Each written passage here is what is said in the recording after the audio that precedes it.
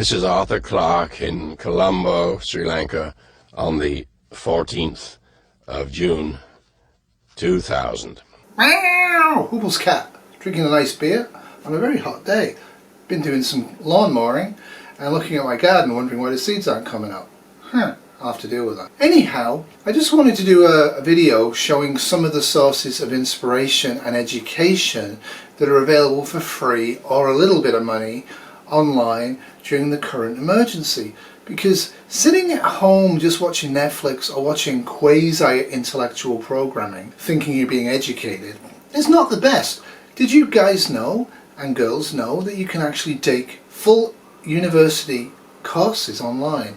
You're not doing the coursework, though you could, and you don't have to take notes, though you should, but you can actually learn a whole bunch of stuff. So I'm just going to show some of the stuff I've been looking at over the last 4 weeks, and then I'm going to shamelessly self-promote a new playlist I put together, which is all about audiobooks, and it's mostly science fiction because that's what I mostly like. Stanford University. This is Bio 150, isn't it? Okay, just wanted to make sure. Okay, so we start off with a scenario. 40-year-old guy, quiet suburban life, married, 15-year, 2 kids, 3.5 dogs, everything's standard, everything's going wonderfully. And one day, out of nowhere, he punches somebody in the face at work. Totally bizarre, out of character. The guy is standing there by the water cooler and makes some comment on some baseball team, takes exception to it, punches him in the face. Utterly strange. Things are quiet. 3 months later, his wife of 15 years, happy marriage, discovers he's having an affair with a 16-year-old checkout kid down at the Safeway. Really weird. Then 3 months after that, he absconds with all the money at work, embezzles it, disappears, and is never seen again. 3 possibilities. First one, this guy is a truly deep creep. Second, he is having the most immature midlife crisis you could ever imagine. Third possibility, he has a mutation in one gene in his head. And what we'll be seeing is this is exactly the profile that you get in a certain neurological disease where it's one gene that's out of whack. First demonstration of that. Okay, just to get a sense of who's here, how many of you think there is a genetic influence on sexual orientation? Okay. How many think it is possible for prenatal events to influence your political opinions 30 years later? Okay. How many think that there is a valid way of using biology to understand who's religious and who isn't? Yeah, not quite as many hands there. Okay, as long as we're in that terrain. How many people believe in God? How many people believe in souls? How many people believe in evil? How many people believe in free will? That's going to change. Okay. So I've taught university at 4th year level for a long time now, for about over a decade, and I'm currently not teaching because I don't want my students to infect me. But the bottom line here is that when you're teaching, the lecture component is absolutely critical. And when you pay your fees, you're paying for a whole bunch of stuff, like the buildings and everything. But what you're actually getting out of university education is the actual focus on somebody who's an expert in a specific topic, talking to you in depth to make you actually interested in the topic, to then go and read beyond the lecture notes, beyond the course material. So there's a whole bunch of these. You can just put in any university you like. This one is from Stanford. I watched the whole lecture series. The guy's entertaining, which is really important, but the stuff is actually good. It's cutting edge and it's valid, and it has some meaning for us all to look at. So let's have a little look at another university course. Hello everybody and welcome. How is everybody today? Good. Well, I'm delighted to have the opportunity to be giving the Devane lectures, and the Devane lectures, as you can tell from looking around you, double as being a regular Yale course for credit that students can take for credit, and lectures that are open to the general public. These lectures are going to deal with power and politics in today's world. And by today's world, I'm going to mean the 30 years since 1989. They were a period of relative stability after World War II. In most countries, it was an era of great prosperity. Even countries recovering from World War II, like the countries of Europe, were being rebuilt with Marshall Plan aid. And it was a period partly for demographic reasons of very great political stability for people who grew up in that period. Days of a unipolar world. Until 1989, we had a bipolar world in which there was, as I said, a lot of actual stability that came about as a byproduct of the Cold War, at least among the major powers, even if they maintained their stability partly by acting out their conflicts in proxy wars in Asia, Africa, and Latin America. But by and large, the great powers were, the nuclear standoff worked. So don't expect all lecturers to be really dynamic, exciting people like me. Happens, right? But it's the actual content you're looking for. It's the actual intellectual depth that they're bringing to the table. A lot of the stuff is very deep, and obviously you're not a PhD in biochemistry. But if you look at the introductory courses, the 101 courses, generally speaking, most people can access them and enjoy them and learn something from it. And all the activities of human endeavour are there for free on a lot of university sites. I really do encourage you guys and girls to actually find something you're actually deeply interested in and spend any spare time you have during this pandemic to actually enjoy them and to watch them and to learn something. It's not all about watching Ice Age Farmer and thinking you're a climate change scientist when you're clearly not, and nor is he. So it's about actually developing critical thinking, and critical thinking comes from a base of knowledge that is reasonable. And of course knowledge changes and it's arguable. Now a lot of people don't like university because they see it as a liberal hotbed of extremism, which is utterly nonsense actually. Most people in universities have got one goal and one goal only, and that's to be successful in a capitalist society. But it's not about your personal bias, it's about learning information from different lectures. I have studied Shakespeare in depth for years. I have accessed so many lectures on Shakespeare online that it's not even funny, and I've enjoyed that process.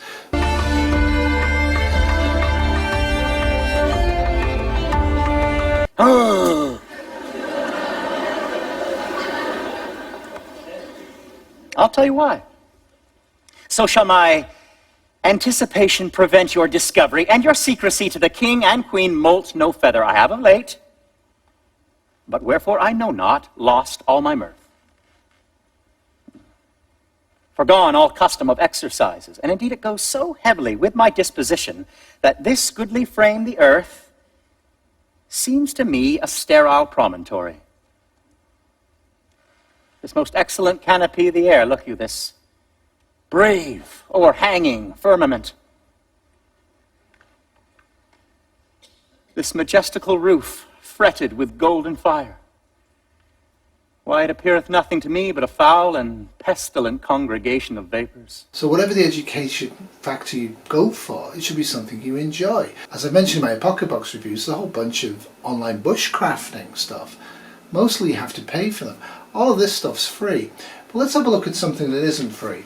I've been subscribing and getting stuff from these guys for years and years and years and years. And what I do is I get it when they do special offers.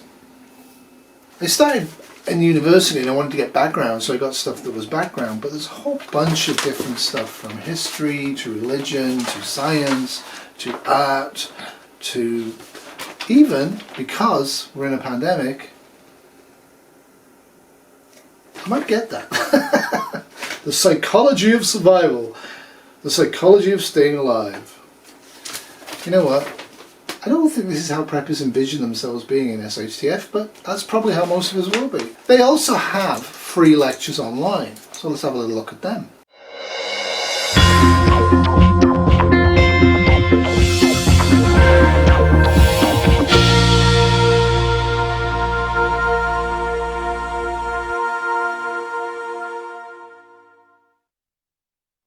Alfred Crosby says in America's Forgotten Pandemic, "The important and almost incomprehensible fact about the Spanish influenza is that it killed millions upon millions of people in a year or less. Nothing else, no infection, no war, no famine, has ever killed so many in as short a period. And yet, it has never inspired awe, not in 1918 and not since." Epidemic diseases have often changed the course of human history. The death of a world leader, an epidemic before a great battle.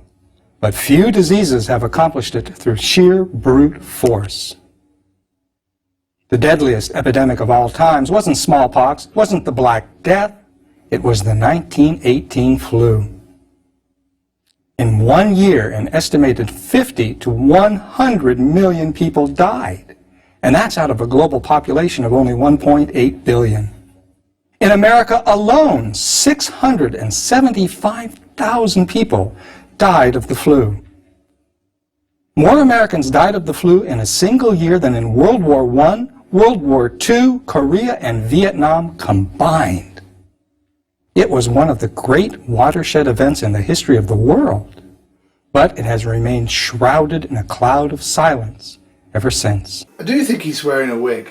Anyway, the bottom line here is it's actually a great series, and I put actually the 3 lectures they did on Spanish influenza into one of my pandemic playlists because they're actually worth watching, because they actually teach us not just history and where we come from and how we are what we are today, but they also give us lessons for today and the future, do they not? So I think it's well worth doing. And I'm just going to go through their actual website and on YouTube, and you can see this. So all of this stuff is free. Obviously it's designed to get you to be enticed by the courses and to subscribe. You don't need to subscribe, that's the wrong word for the great courses. You buy each course. And like I said, if you actually buy the course, be very careful. A lot of them are $200 to $300, but almost weekly they will actually drop the price quite a bit. And you can get them online directly to you. You can also get them as DVDs. I usually get them as DVDs. I think the online's free now with the DVD. I get the DVD, and I also usually buy the course book for about $30 as well, which is actually a transcription of the notes. It's actually really good. I have a whole box of them over there that I have never looked at and never opened, that's specifically for me to enjoy when I retire. So this is their course site. You can see on YouTube, you can see they have lots of different things to look at, growing food, lots and lots and lots and lots and lots of lectures that are absolutely free. And free is great, and it will expand your mind, and it will give you skills, and it will make you a better person. Because the more intellectual you are, the more information you have, the more likely you are to survive SHTF and also do well in modern society.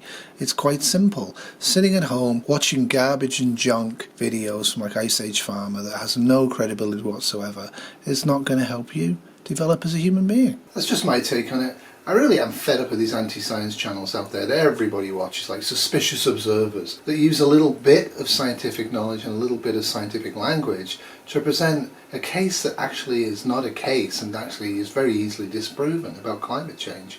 And yet over and over and over people are falling for this and sending them money and think that they're great. But they won't listen to the CDC, they won't listen to their local health authority, but they'll listen to some jackass online who's mostly there to get cash, right? Sell them stuff and get cash. I don't understand it. It's ridiculous. The desire to know something more than other people is blocking a lot of people's ability to know things. Anyway, rant over. But it really is bothering me. I'm seeing so much more and more anti-science around, and it's really not a great thing, especially because the world's getting more and more stressed, and we do need science and technology and engineering to actually help us. What's not going to help us is conspiracy theories and diversive and divisive videos that attack the left or attack the right or attack normal people, the sheeple. Like, all of this stuff is passé and needs to be stopped. Preppers need to focus on what can normal people do in the now to prevent SHTFs, and if they can't prevent them, to mitigate them, and if they can't mitigate them, how to survive and recover from them. That's it. It's not about how to kill people and protect your stuff from them. That's not a long-term survival strategy. It really isn't. In the short term, it definitely has a place, But for a lot of preppers, that's all it is. It's about killing other people if they try and take my stuff. And it's just a farce. It doesn't hold up logically, it really doesn't. So on the educative side, I'm just going to finish up with MasterClass. I haven't subscribed to them. I think they're about $200 to $300 Canadian a year, but then you get all access. They have a whole bunch of different things, mostly on the art side. This is just an example of one of them. They have a lot on film and filmatics, which is why I'm really specifically interested in it, because it would be kind of nice to actually learn how to use a camera. Anyway, sit back and learn something about wine. You can tell a lot from a wine just by smelling it.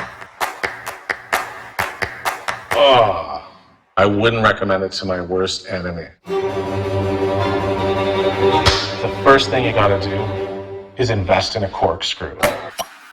I try not to be pretentious about wine, but if you want to be, I can help you do that also. Never do this. Tips. You always look at the color, how to swirl the glass, just go like this. More descriptors. Vibrant, silky, there's tannin structure. That's all part of the game. But at the same time, I want you to enjoy wine.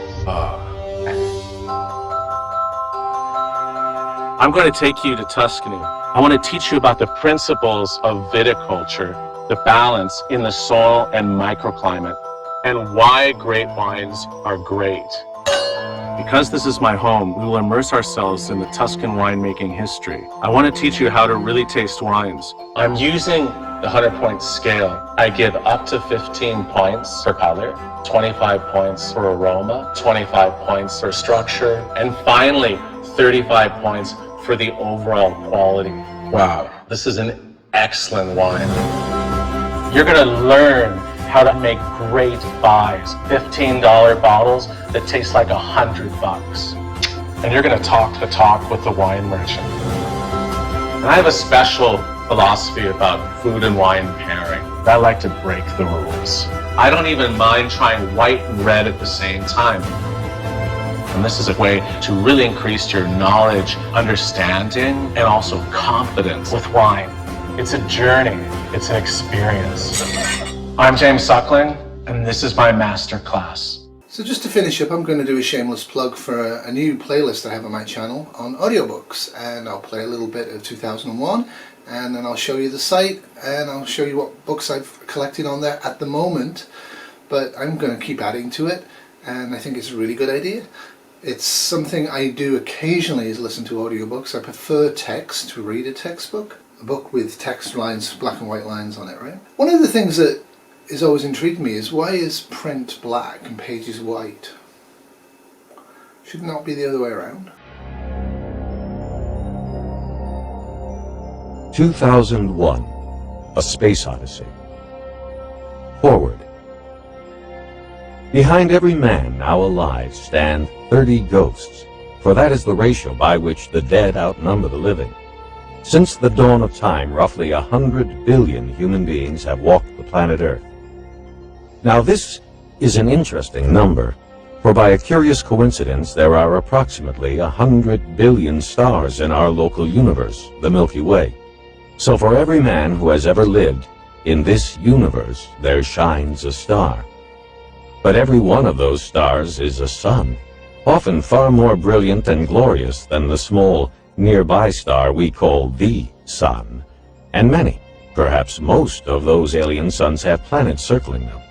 So almost certainly there is enough land in the sky to give every member of the human species back to the first ape man, his own private, world-sized heaven, or hell. How many of those potential heavens and hells are now inhabited? I love 2001, the book. It's great. Film's a little bit odd, but actually it's boring, but I kind of like the opening of it before they get to the human bit.